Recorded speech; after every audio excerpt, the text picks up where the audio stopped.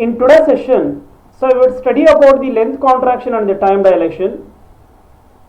In order to explain the negative results of the Michelson and Morley experiment, the Einstein has proposed the two postulates. Based on that, we are explaining the length contraction and the time dilation concepts. Here, in this session, we would study what is the length contraction, what is the time dilation, so what is the applications of the length contractions and the time dilation and derivations. Now first we have to study what is length contraction. Contraction means it is nothing but a shortening in the length of an object along its direction of a motion is known as length contraction. What is proper length or actual length of the object? It is the distance between the 2 points measured by an observer who is at rest. The apparent contraction is the length of an object measured by an observer in uniform relative motion parallel to the length of the object. Now the observer who is in the moving frame, so he can observe the apparent contraction.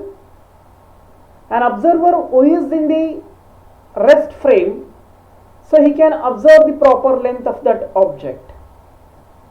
Now, so we have to study how the length contraction occurs.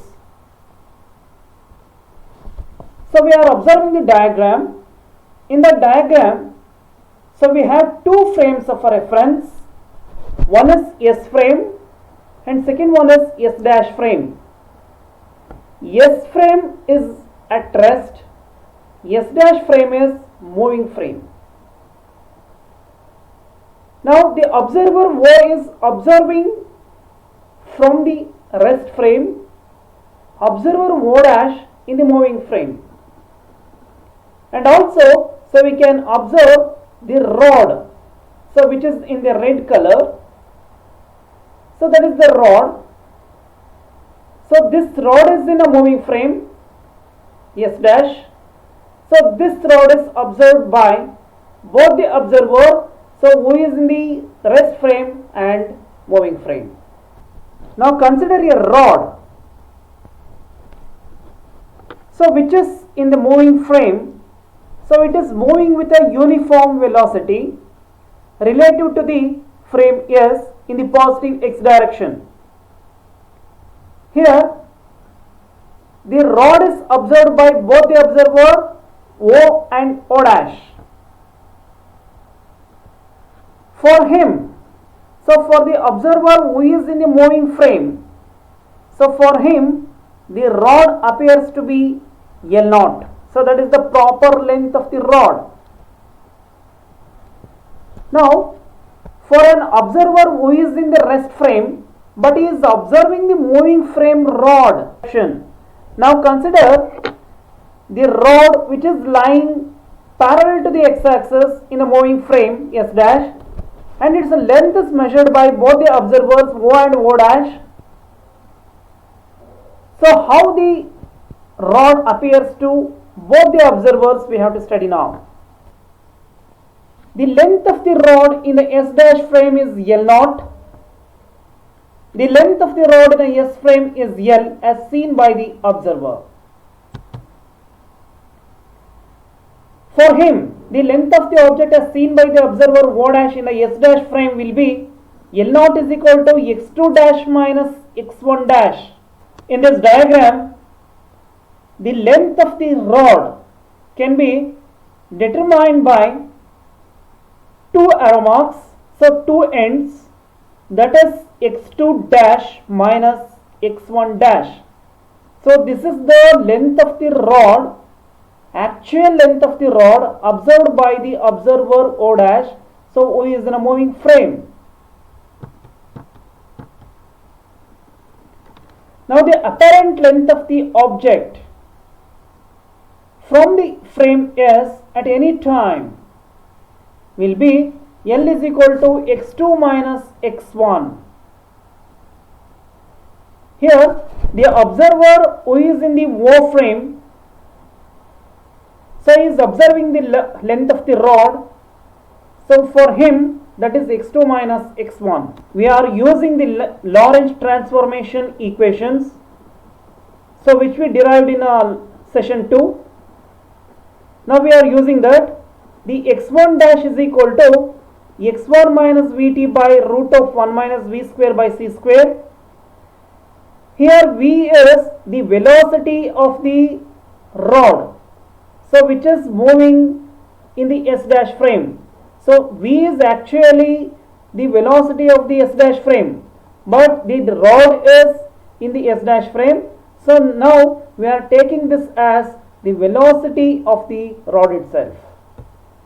C is the speed of a light, and same thing. So we have x2 dash equation, x2 minus vt by root of 1 minus v square by c square.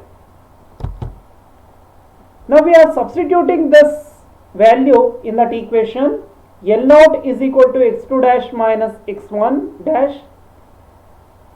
So in the second step we are substituted that equation, and after simplifying, so minus vt and plus vt get cancelled, and remaining term is x2 minus x1 divided by root of 1 minus v square by c square. Then L naught is equal to, so we have taken the x2 minus x1 is equal to L from the equation 2 divided by same thing, that is 1 by root of 1 minus v square by c square. Now we have to find out the apparent length of the rod, that is L is equal to L naught root of 1 minus v square by c square. So this is the relation of the length contraction in relativity. So this is the length of the apparent length of the rod, so which is observed by the observer O in a frame S. So who is at the rest position? He is observing the rod, so which is moving. This equation shows that the length of an object in a motion as measured by an observer appears to be shorter than when it is at rest with respect to him. So this is the special case for the length contraction. If the velocity of the rod is equal to speed of a light, then what happens to length? So length becomes 0. It means that no material body can ever attain the velocity of a light,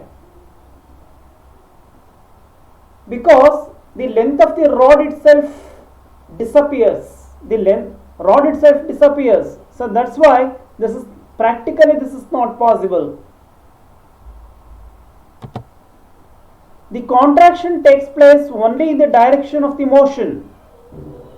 This explains, suppose a sphere is moving with the speed of a light, or it is moving with a relativistic speed.